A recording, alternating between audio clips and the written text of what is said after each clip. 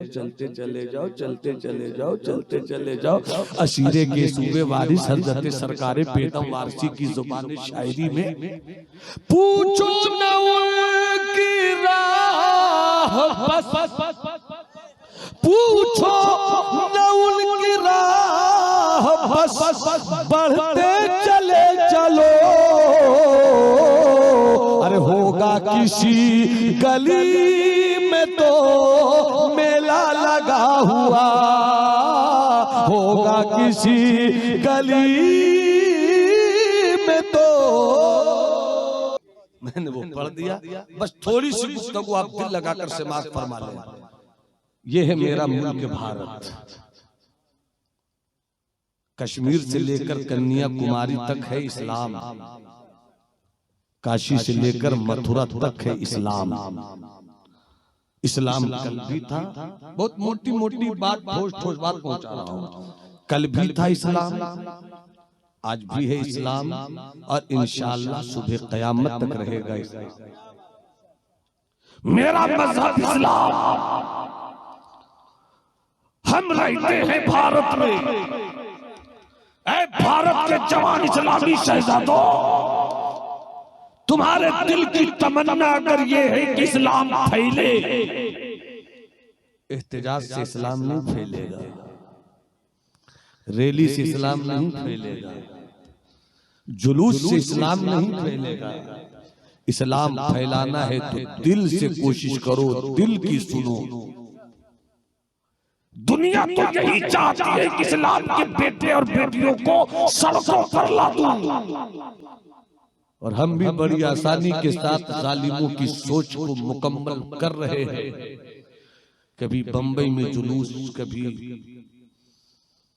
रांची में जुलूस, कभी पटना में एहतजाजी रैली, कभी वहां एहतजाजी रैली, कभी वहां एहतजाजी रैली।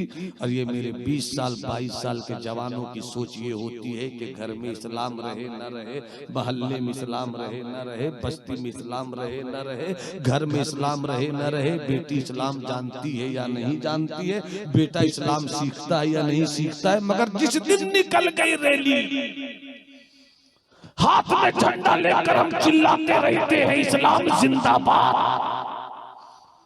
कभी कहते हैं अमेरिका मुर्दाबाद, कभी ब्रिटेन मुर्दाबाद, कभी फला मुर्दाबाद। लफ्जों से सिपाही काटकर लश्कर नहीं बनाया जाता, लफ्जों से सिपाही लिखकर जो लश्कर बनाया जाएगा उससे मैदान जीतने का तसव्वुर बेवकूफी है। अगर लफ्जों से सिपाही काटना होता तो हम लेकर चले आते पूरी कंपनी के छपे हुए कागज को और लिखते रहते सिपाही सिपाही सिपाही सिपाही सिपाही सिपाही सिपाही सिपाही सिपाही सिपाही सिपाही। करीब कागज के सिपाही से लश्कर बनाकर जंग जीतने का ख्वाब देखना बेवकूफी के सिवा कुछ नहीं। हो सके तो जरा पीछे पलट कर देख लो, तलवार थी नहीं इस्लाम फैल गया, लश्कर था नहीं इस्लाम फैल गया, तख्तो ताज था नहीं इस्लाम फैल गया, हुकूमत थी नहीं इस्लाम फैल गया। कैसे फैला इस्लाम? अच्छा, इस्लाम ने हर दौर में हर दौर को देखा है।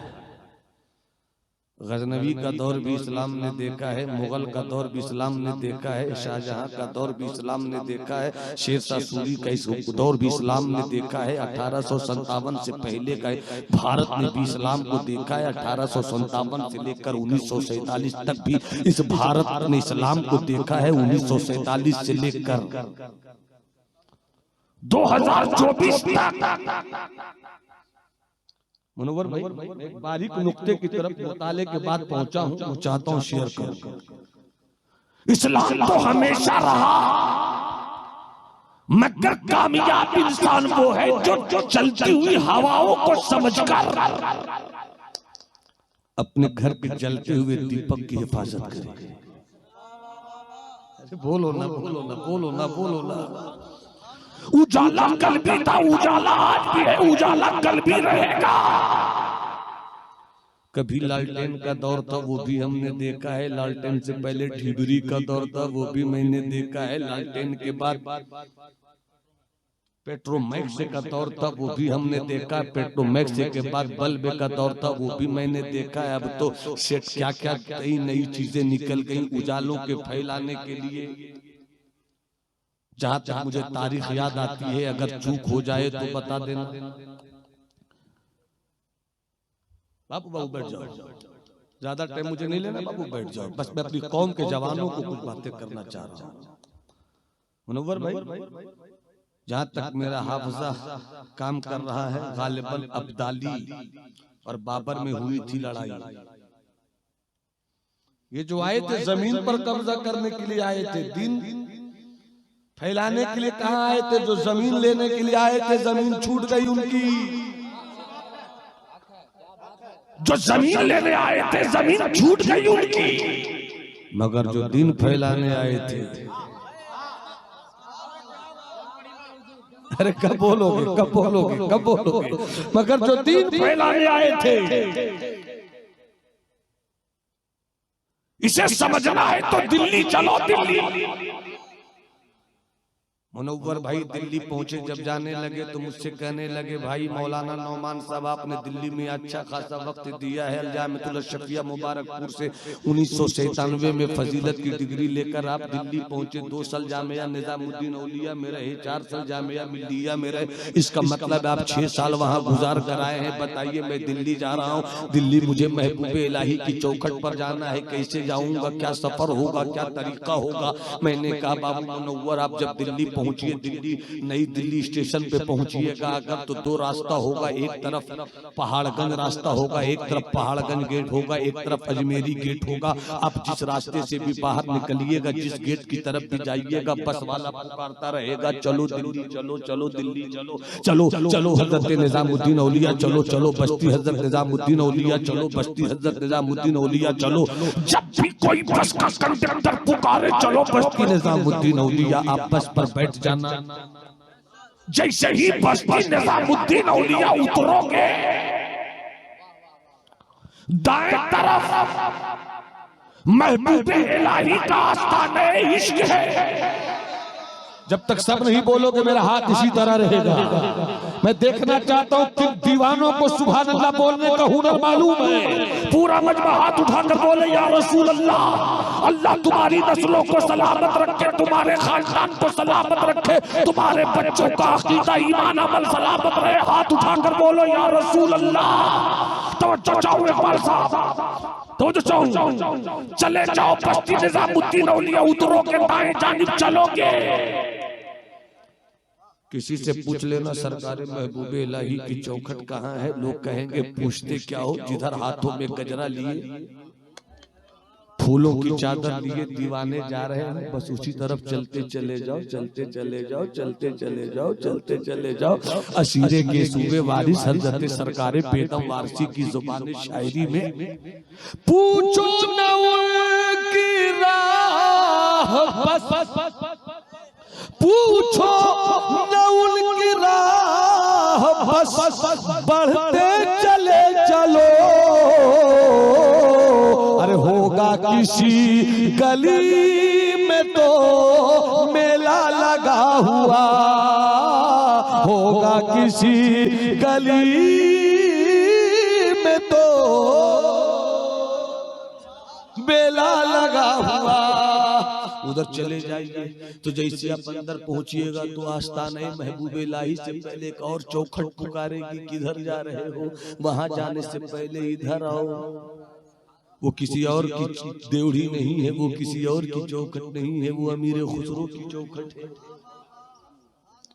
बादशाह वहां पहुंचे, वजीर वहां पहुंचे, अमीर वहां पहुंचे, फकीर वहां पहुंचे, ताजिर वहां पहुंचे, डॉक्टर वहां पहुंचे, इंजीनियर वहां पहुंचे। अरे मैंने कहा महबूबे इलाही के चौखट पे आने वालों, इनके दुनिया से गए तो 600 साल से ऊपर हो गए, मगर क्यों आते हो इनकी चौखट पर? कहा इश्क यहाँ मिलता है, अमन यहाँ मिलता है, सुकून यहाँ मिलता है, मोहब्बत यहाँ मिलती है। सच्चा इस्लाम इसी चौखट से समझ में आता है। इसलिए कि ये दीन वाले थे, दिन लेकर आए थे। और इधर बस्ती निजामुद्दीन औलिया से दाएं आओ तो ये मिले, और बाएं अगर पूछना हो तो पूछ लेना हुमायूं टम्ब कहाँ है, मकबरे हुमायूं कहाँ है।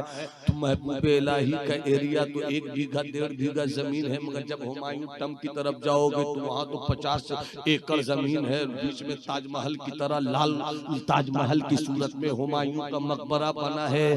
मगर मैंने कहे बादशाह हुमायूं बता, तेरी ताकत कहाँ गई, तेरी सल्तनत कहाँ गई, तेरी सिपाही कहाँ गए, तेरा लश्कर कहाँ गया, तेरा इख्तिदार कहाँ गया, तेरी हुकूमत कहाँ गई।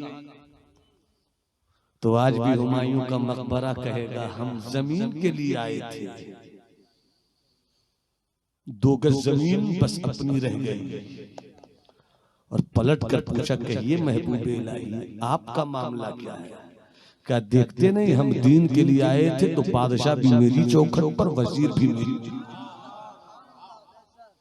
तो ये है इस्लाम। तो अब हमें आज की मजलिस में अभी से लेकर 15 मिनट की गुफ्तगू के अंदर ये समझना है कि दौर बदला। मैं एक पैगाम दे रहा हूं यहीं से, दौर बदला। इस्लाम ने इसी पीरियड में सब देखा।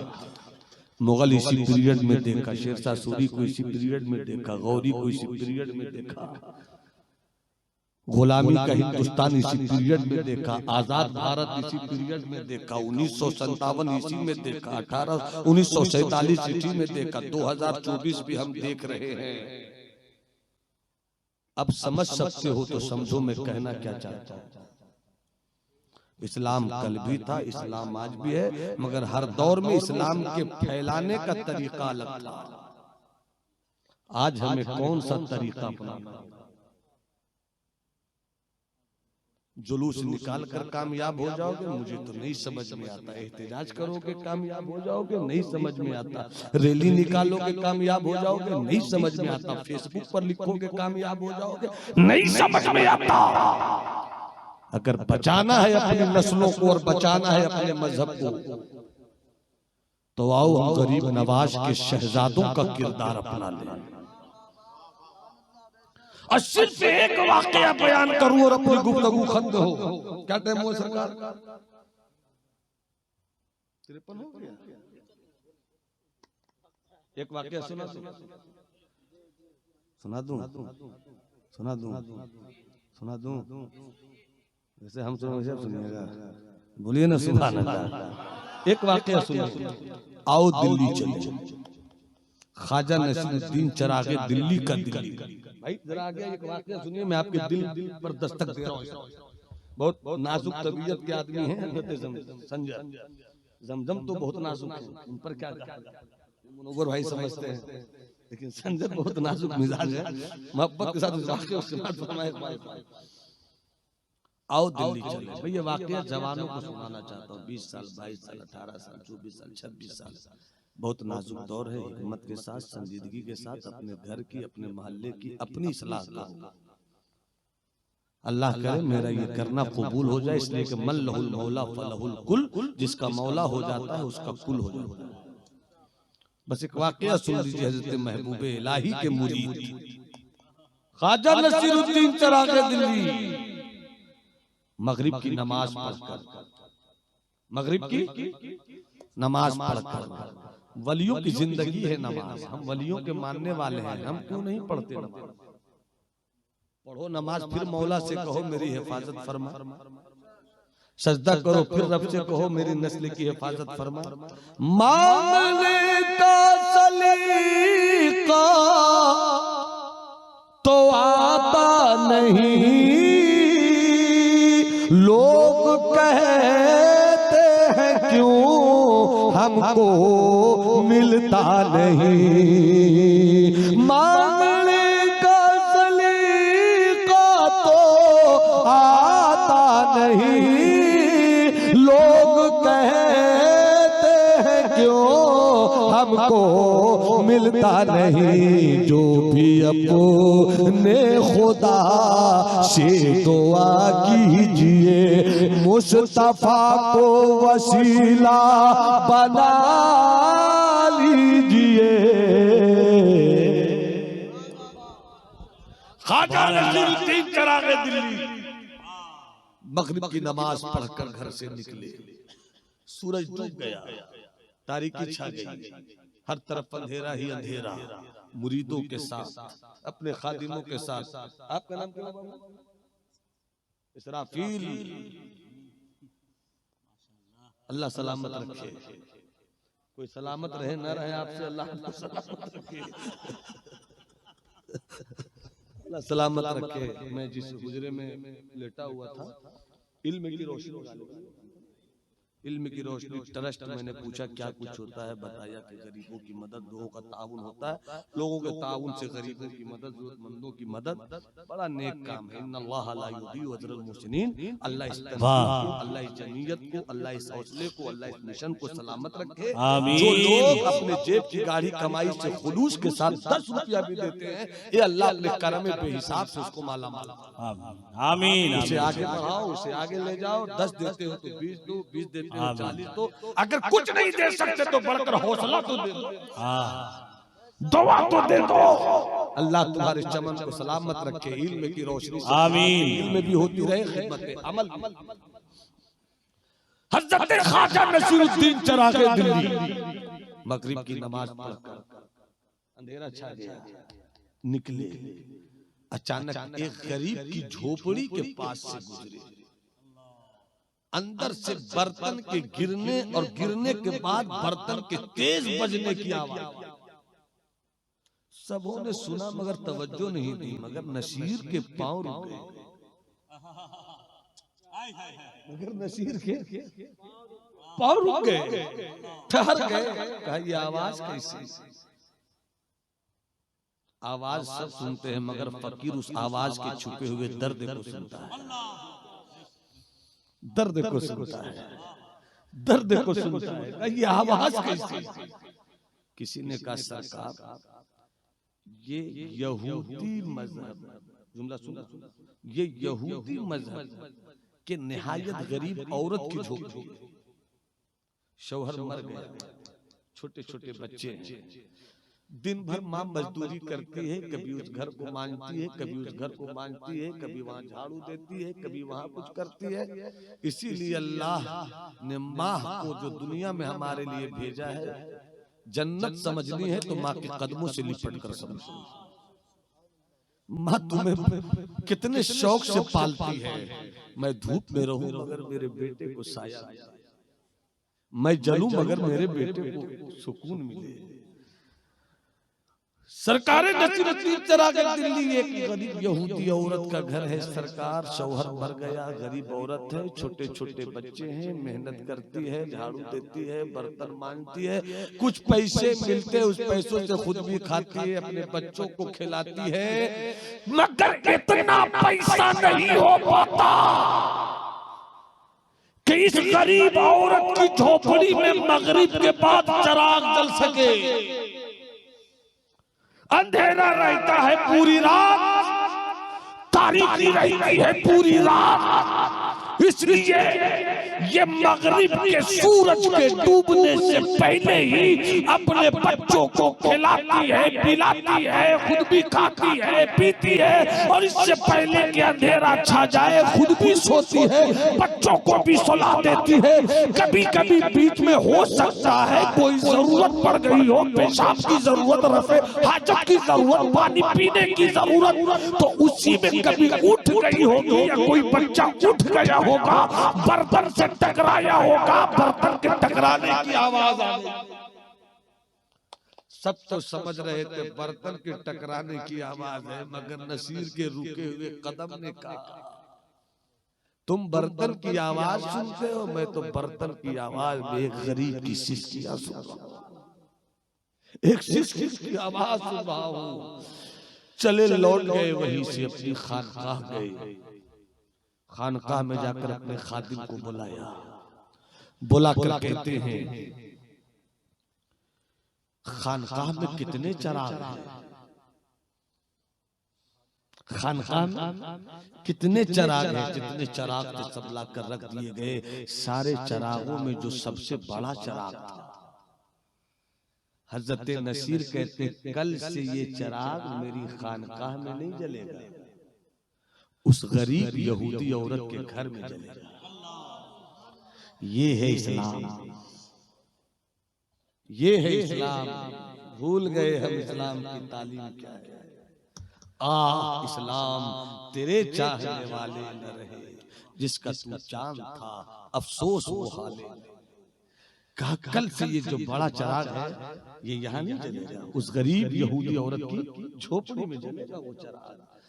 कल इससे पहले कि सूरज डूबे इस चराग में तेल भर कर पहुंचा दे, और असर की नमाज के बाद तुम्हारी ड्यूटी आज से ये है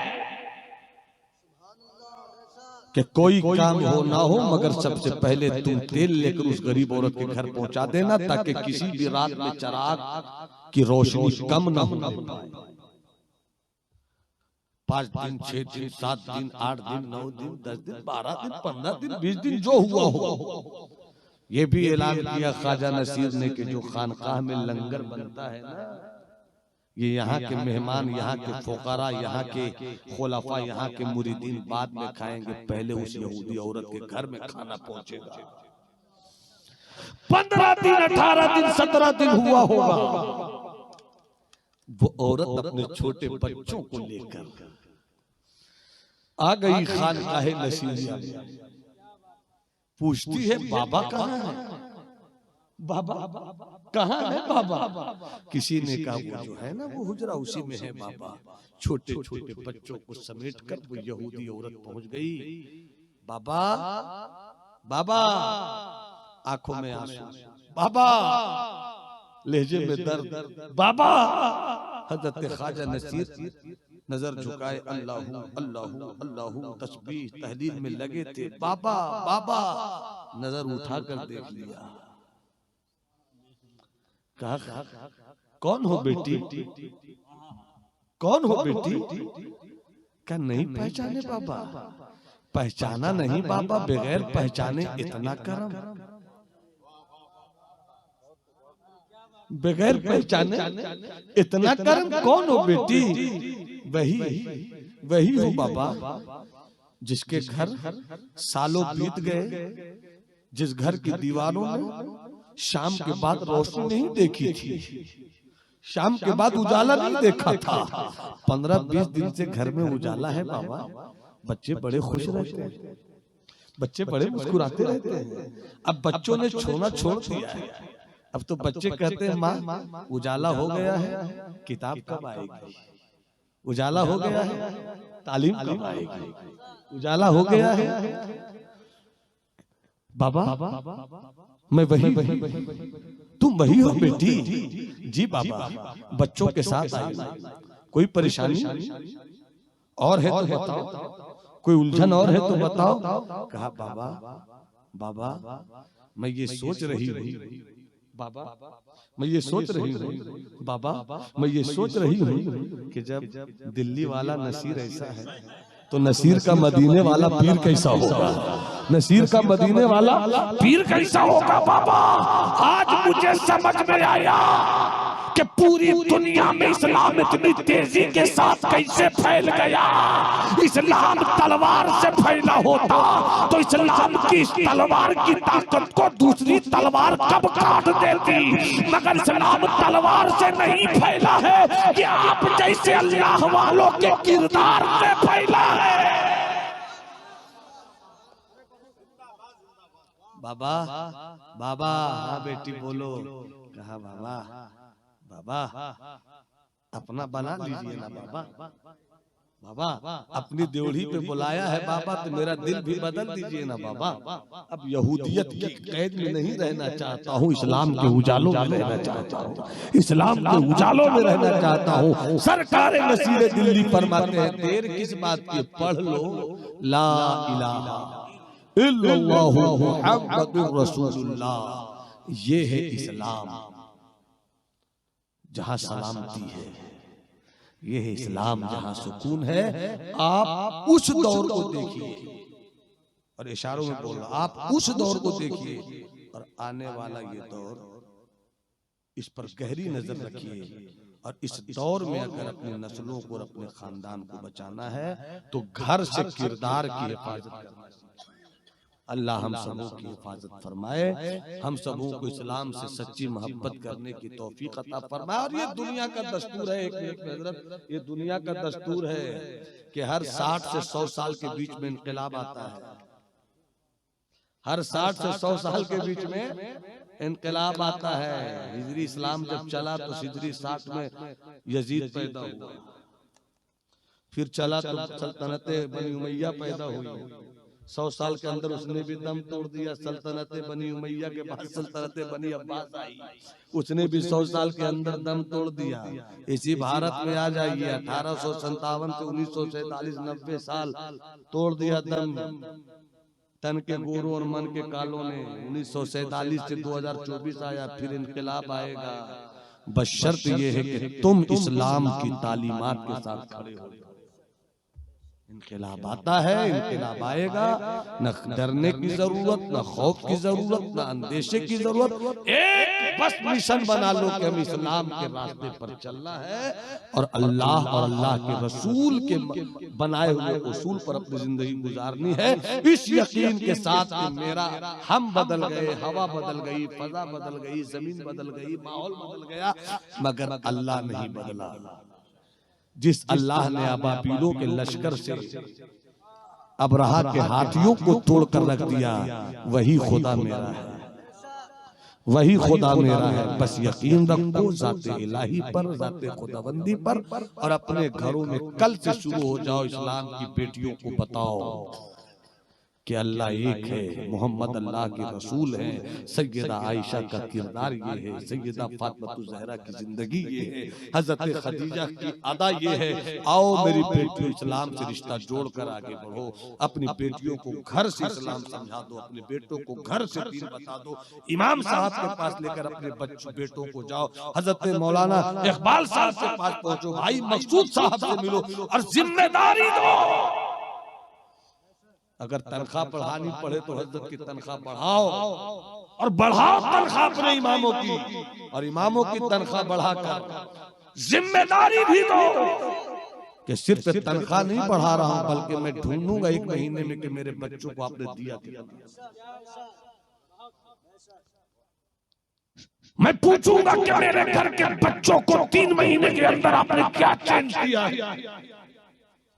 हो सके तो कभी मौलाना इकबाल साहब को बुलाइए कि देखिए तो 3 साल तक जो भाई हुसैन ने पढ़ाया है तो कुछ बदलाव आया है कि नहीं, सिलेबस में कुछ चेंजिंग आई है कि नहीं आई है।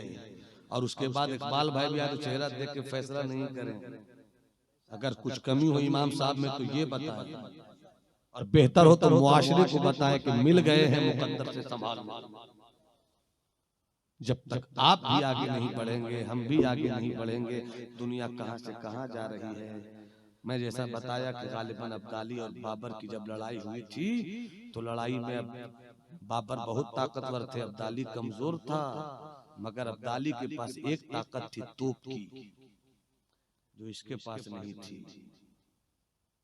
इसी तोप ने शिकस्त दे दिया बाबर को। नफ्से वाकया सही है, रिवायत में कुछ इधर सुधर हो, मगर नफ्से वाकया सही है। जानते हैं क्यों शिकस्त हो गई? तलवार इसके पास, तीर इसके पास, भाला इसके पास, सब कुछ इसके पास, मगर क्यों हार गया ये? इसलिए किसने अपडेट नहीं किया था। मोबाइल में जहां कुछ गड़बड़ हो जाए तो अपडेट, अब ये वाला ट्रेन वाला नहीं चलेगा, अपडेट, अब ये यूट्यूब नहीं चलेगा, अपडेट। ये अपडेट क्यों होता है? ताकि चले, आपको भी बदलते हुए माहौल में अपडेट होना। बस इसीलिए बाबर हार गया कि उसके पास सब था मगर तोप नहीं था। उस जमाने में तोप की लड़ाई थी, इससे ज्यादा दूर मत ले जाओ, यही आपका इस्राइल था।